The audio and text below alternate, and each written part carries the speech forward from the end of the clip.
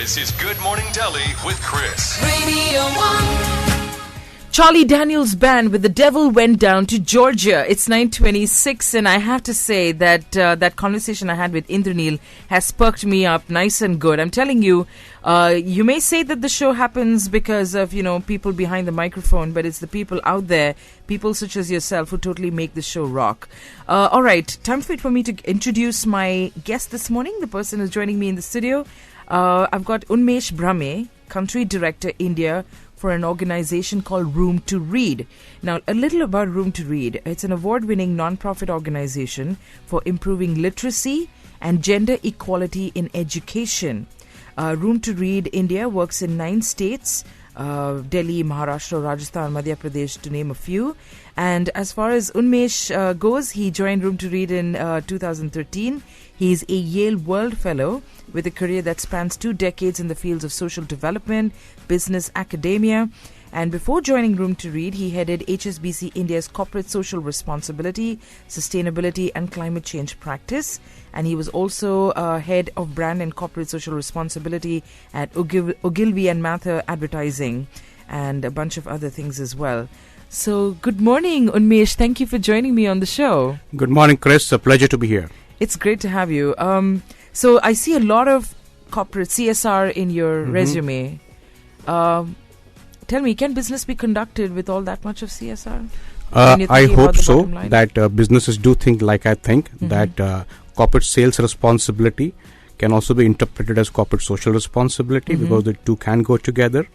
There is a lot of change happening in the way corporations are functioning, where the triple bottom line approach. Is this just for, for the shareholders or for the media, or do they really, really practice what they preach? Well, I believe they're practicing it now, Okay. especially since the new companies will also talks about making corporate social responsibility mandatory. Okay. There's lots to be achieved, because charity in India, as also elsewhere, always has been patronizing. How to make it real. Sometimes people assume poverty has to stay. How to make it real, how to make it effective. Absolutely. Right. That is something which is not happening as much as I would like to see it. So perhaps there's a big role for those of us who are evangelists in the space. Yeah, I know when you look at people like Bill Gates, and I'm using names like this because they really have been trailblazers in philanthropy. They've taken it to another level. So he's saying, I'm not just going to give you a check. I'm going to give you more than a check. I'm going to give you me. True.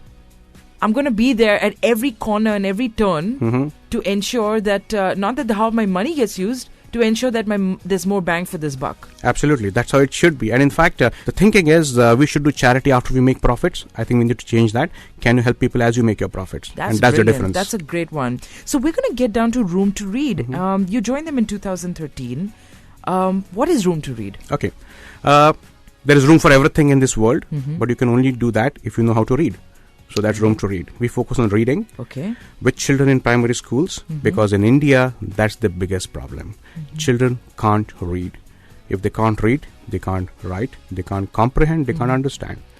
5th grade children in India, reports and analysis shows, can't have the comprehension skills of 2nd grade students. So imagine what happens as they go up the grades in primary and secondary schooling. We are the country's only innovative not-for-profit which establishes libraries in schools who can't afford them in 9 states. And we do that with uncanny efficiency. It's a logistics and distribution operation. We print books. We are the world's largest not-for-profit publisher of children's literature. Wow. You don't find it nowadays in shops. We stock the libraries with our books. We stock the libraries with other books which we evaluate for child sensitivity and child friendly kind of structure. Yeah. And we ensure that we train teachers on how to teach children reading. Okay, more conversation with Unmesh Brahme, and he's the Country Director India for Room to Read.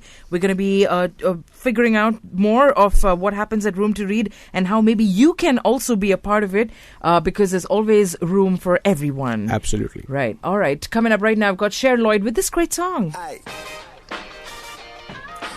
It's called I Wish. It's 9:31. It's a sweet one and it's coming your way after the ad break. So, hey, don't go anywhere.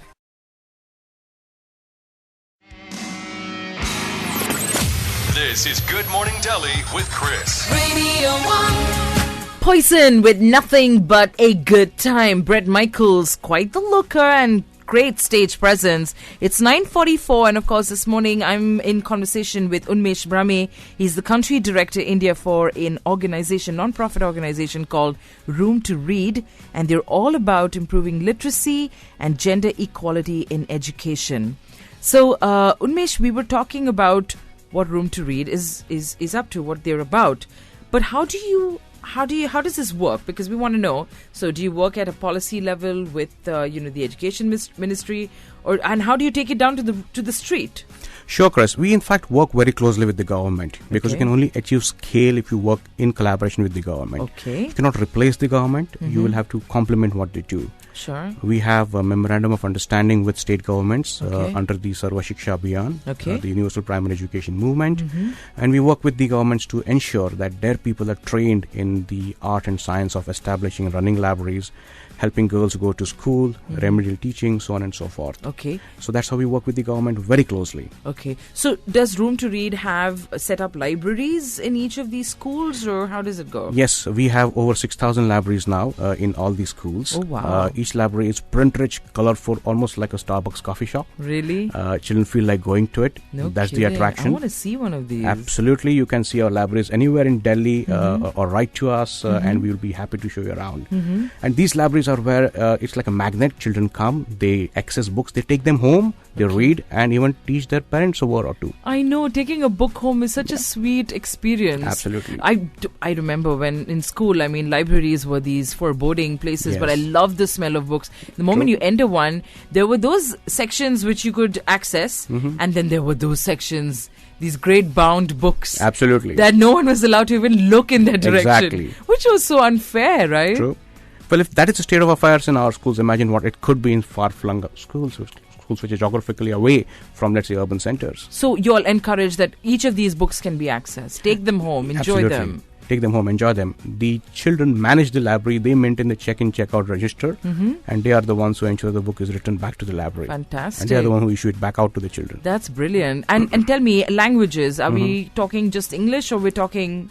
We are not talking English at all. Okay. The theory is children have to learn in their mother tongue. Okay. So our libraries are stocked with local language books. Wonderful. Many of which we print, produce, publish. We do author workshops, illustrator workshops to create a cadre of children's authors who today we are missing. So that, because there's this idea typically that, you're reading, then you have to read in English. That's the only one that's going to do it for you. Right. While there is a great, I think, amount of literature that possibly resides in the English language, the other languages also open up vistas just like English would. Absolutely. We work only in Winglish, not in English.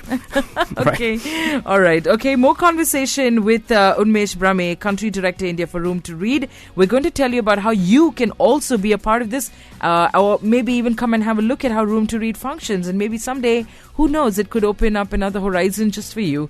Coming up, all the music that you love. I've got, No Doubt with this song.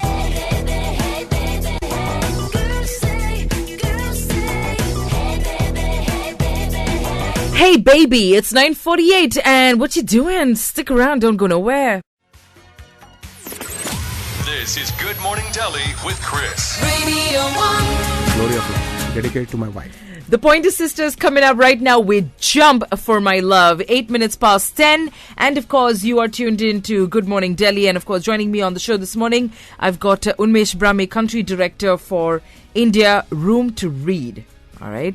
And as we've been telling you, it's a non-profit organization for improving literacy, gender equality in education, and basically just to stimulate children and turn them to the idea of reading. Because from books comes life, from books comes everything that you need to sustain you for the rest of your life. I ought to know, I read a whole lot and I handed all that I have ever done and I felt to the books that I've read. What do you say, Unmesh? I agree with you. In fact, we are no longer an oral culture. Everything has to be written, but before it has to be read. Yeah. And how do you inculcate that habit of reading? And that's what Room to Read is all about. Right.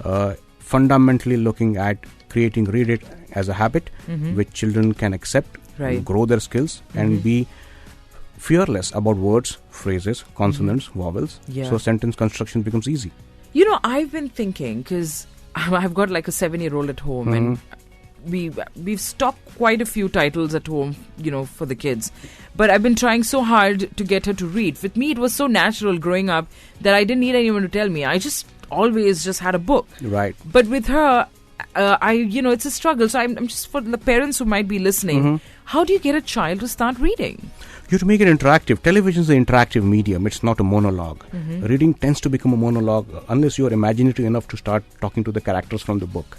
So mothers, fathers, teachers have to participate with the child to be able to enhance his or her reading senses. We do that by looking at paired reading.